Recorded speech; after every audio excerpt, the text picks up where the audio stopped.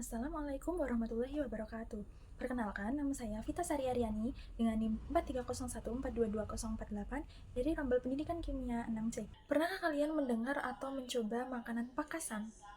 Makanan khas dari Kalimantan yang terkenal akan rasanya yang asam dan juga gurih, yang terbuat dari ikan yang difermentasi.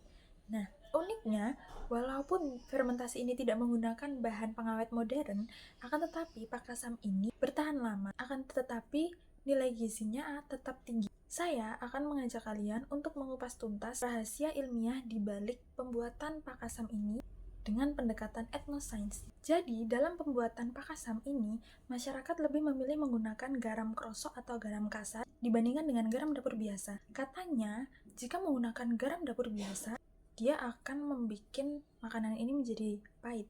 Kenapa bisa gitu ya?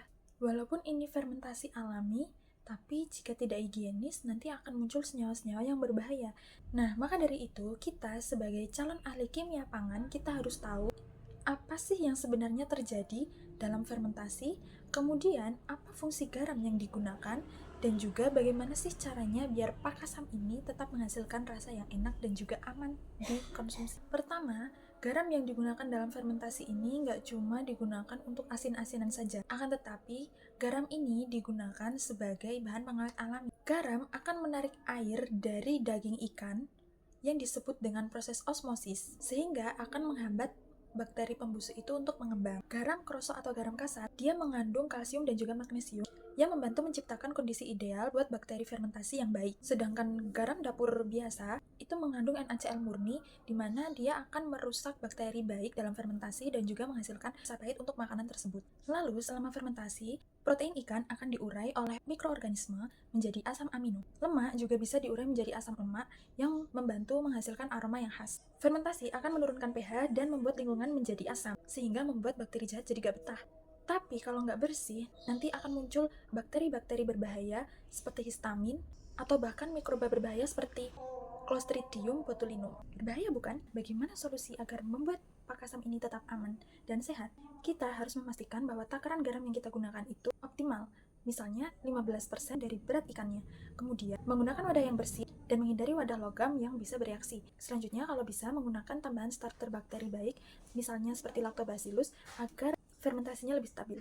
Bayangkan kalau kita membuat pakasam probiotik yang bukan cuma lezat, tetapi aman dan bagus untuk pencernaan. Setelah itu dikemas dalam kemasan yang higienis seperti standing pouch vakum, kemudian bisa kita jual.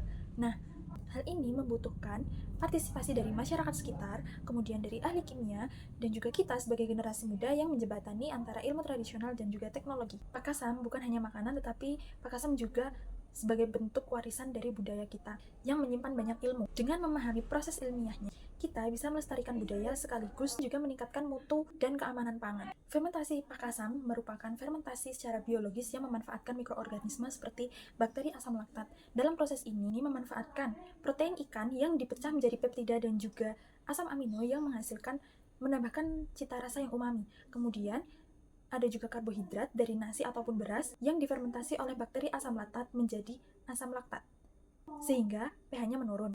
Mengapa rasanya asam? Karena penggunaan bakteri asam laktat yang mengubah menjadi asam laktat yang bisa menurunkan pH, maka rasa itu menjadi asam. Nah, proses fermentasi ini akan memiliki resiko jika tidak dilakukan secara higienis. Seperti yang pertama ada kontaminasi dengan mikroba patogen. Contohnya seperti Clostridium botulinum yang menghasilkan toksin botulinum yang bersifat neurotoksik yang dapat menyebabkan kelumpuhan bahkan kematian.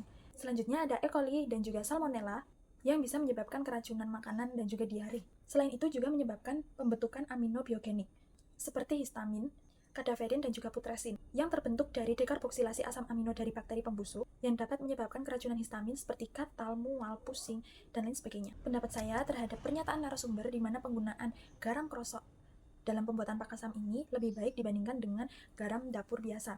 Saya setuju akan hal itu. Mengapa demikian? Karena garam dapur biasa ini sebenarnya hanya mengandung NaCl atau natrium klorida murni yang sudah dilakukan proses pemurnian dan penghilangan dari mineral tambahan. Nah, apabila dipakai terlalu banyak, mikroorganisme baik seperti asam laktat dan lain sebagainya ini akan terhambat pertumbuhannya yang akan mengganggu proses fermentasi tersebut dan akan menghasilkan rasa getir ataupun pahit dalam fermentasi tersebut. Beda halnya dengan garam krosok atau garam kasar yang masih mengandung mineral tambahan seperti kalsium, magnesium ataupun zat besi yang sedikit, itu akan membantu pertumbuhan mikroorganisme baik dalam fermentasi yang bisa menghasilkan produk makanan yang lebih lezat dan tidak menimbulkan rasa pahit. Berdasarkan hasil dari penelitian tersebut, dapat dilihat bahwa penggunaan karbohidrat dari nasi, beras, ataupun kerak itu ternyata berpengaruh besar terhadap pertumbuhan bakteri asam laktat dalam fermentasi tersebut. Dapat dilihat dari grafik tersebut, di mana pada penggunaan karbohidrat dari nasi ataupun karak itu dalam fermentasi menghasilkan bakteri asam laktat yang lebih tinggi dibandingkan dengan fermentasi yang kontrol tanpa penambahan karbohidrat. Artinya, nasi dan beras menyediakan